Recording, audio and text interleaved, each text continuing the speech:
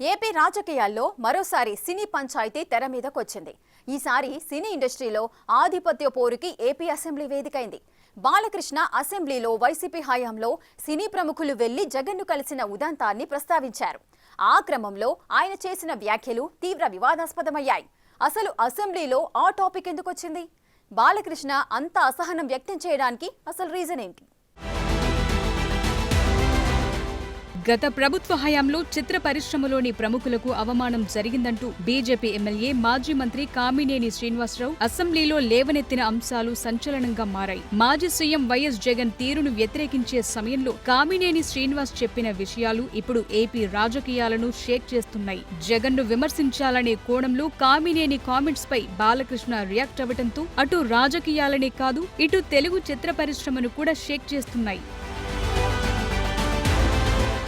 అప్పట్లో జగన్ తో జరిగిన సినీ ప్రముఖుల సమావేశంలో మెగాస్టార్ చిరంజీవి గట్టిగా అడగటంతోనే జగన్ టికెట్ల విషయమై రియాక్ట్ అయ్యారనే విధంగా కామినేని మాట్లాడటాన్ని హిందూపురం ఎమ్మెల్యే నందమూరి బాలకృష్ణ తప్పుబట్టారు. ఆ రోజు ఎవరినీ గట్టిగా అడగలేదంటూ కామినేని మాటలను తిప్పికొట్టారు. అయితే ఆ సందర్భంగా ఆయన వాడిన పదజాలం ఇప్పుడు కొత్త వివాదానికి దారితీసింది. అసెంబ్లీ చర్చల్లో పెద్దగా కల్పించుకోని ఎమ్మెల్యే బాలయ్య చిత్ర పరిశ్రమకు సంబంధించి అంశం రాగానే వెంటనే స్పందించారు.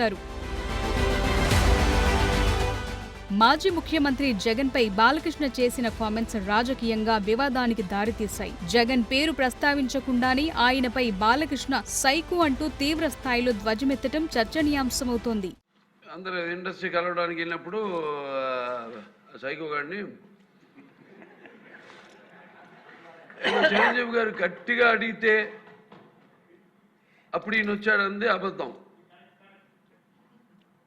గట్టిగా ఎవడు అడగలేదు అక్కడ. అది మీరు అన్నారు ఇందాక. అసెంబ్లీలో చిరంజీవి గురించి గొప్పగా చెప్తున్నారని, కానీ తనను మాత్రం ఎఫ్డీసీ లిస్టు తయారీ విషయంలో 9వ పేరుగా పెట్టి అవమానించారని బాలకృష్ణ ఫీల్ అయ్యారు. సినిమాటోగ్రఫీ శాఖ జనసేన వద్ద ఉంది. ఆ శాఖ మంత్రి కందుల దుర్గేష్, పార్టీ పవన్ కళ్యాణ్ది. ఈ రెండు పార్టీలు కూటమి ప్రభుత్వంలో ఉన్నాయి. అయితే బాలకృష్ణను ఇలా 9వ పేరుగా పెట్టి అవమానించారన్న విషయం ఇప్పటి వరకు బయటకు రాలేదు. బాలకృష్ణ మాట్లాడితే కానీ తెలియలేదు. వెంటనే 9వ నంబర్లో తన పేరు పెట్టినవాడెవడని కందుల దుర్గేష్ కు ఫోన్ చేసి అడిగానని కూడా చెప్పుకున్నారు బాలయ్య. మర్యాద ఇవ్వటం మానవత్వం అన్నారు. తనను అలా అవమానించి ఇప్పుడు అసెంబ్లీలో చిరంజీవిని గొప్పగా ప్రెజెంట్ చేయటం బాలకృష్ణకు నచ్చలేదంటున్నారు. గట్టిగా అడిగితే ఆయన వచ్చాడు మళ్ళీ కలవడానికి, లేకపోతే సినిమాటోగ్రఫీ మినిస్టర్ కలవమన్నారు అని ఏంటంటే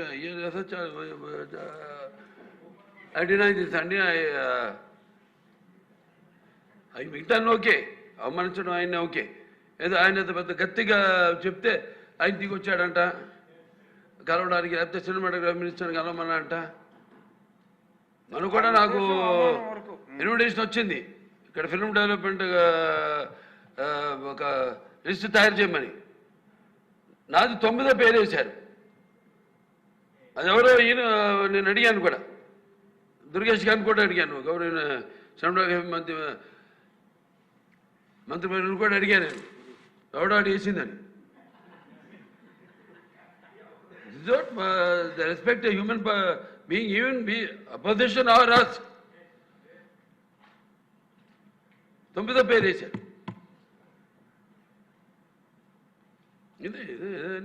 అదేదో గట్టిగా ఎవడు అడిగాడు, గట్టిగా అడిగితే పంపించారు లోపలికి, వచ్చాడు ఈడు కలవడానికి.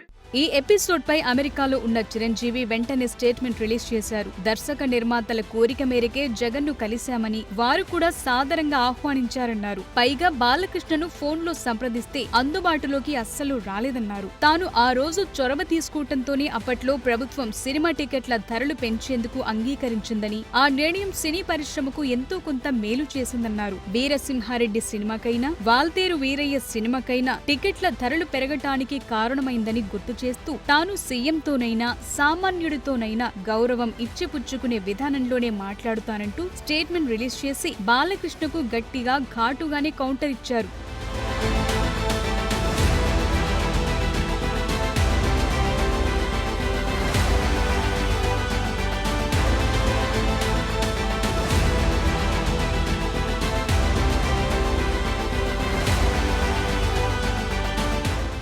జగన్ ను పట్టుకుని ఏకంగా సైకో లాంటి పదాలు వాడటంతో వైసీపీ ఒక్కసారిగా భగ్గుమంది. బాలకృష్ణ వ్యవహరించిన తీరు, చేసిన కామెంట్స్ కు వైసీపీ నేతలు తీవ్రంగా స్పందిస్తున్నారు. అసలు 80 ఏళ్ల వయసులో కామినేని శ్రీనివాస్ మంత్రి పదవి కోసం పచ్చి అబద్ధాలు మాట్లాడారని మాజీ మంత్రి పేర్ని నాని ఫైర్ అయ్యారు. అటు బాలకృష్ణ మాట్లాడిన మాటల్ని కూడా తిప్పికొట్టారు. మందు గట్టిగా కొట్టి సభలో నోటికొచ్చినట్లు మాట్లాడారన్నారు. అసలు అసెంబ్లీ ముందు బ్రీత్ ఎనలైజర్ పెట్టాలన్నారు పేర్ని నాని. పవన్ కళ్యాణ్ కు క్రేజ్ పెరుగుతుంటే ఓర్వలేకపోతున్నారన్నారు. అసలు చిరంజీవి అంటేనే బాలకృష్ణకు గిట్టదని వ్యాఖ్యానించారు. బాలకృష్ణకి బాధ ఏంటంటే ఇప్పటికే చచ్చిపోతున్నాడు బాలకృష్ణ. పవన్ కళ్యాణ్ ఉప ముఖ్యమంత్రిగా హెలికాప్టర్లో విమానాల్లో తిరుగుతాం, వాళ్ళ బావ వంగి నమస్కారాలు పెడతాం, ముఖ్యమంత్రితో సమానంగా జామర్లు ఉన్న కారు, ముందు ఒక 3 పోలీస్ కార్లు, వెనక ఒక 10 పోలీస్ కార్లు. అసలు మామూలుగా పవన్ కళ్యాణ్ కారు దిగంగానే వాళ్ళ బావ కన్నా ఎక్కువగా ఓ 25 మంది పోలీసులు చుట్టూ సఫారీలు వేసుకుని తుపాకులు ఇచ్చుకుని ఓ 25 మంది పోలీసులు. కొత్తలాడిపోతున్నట్టున్నాడు మనోడు.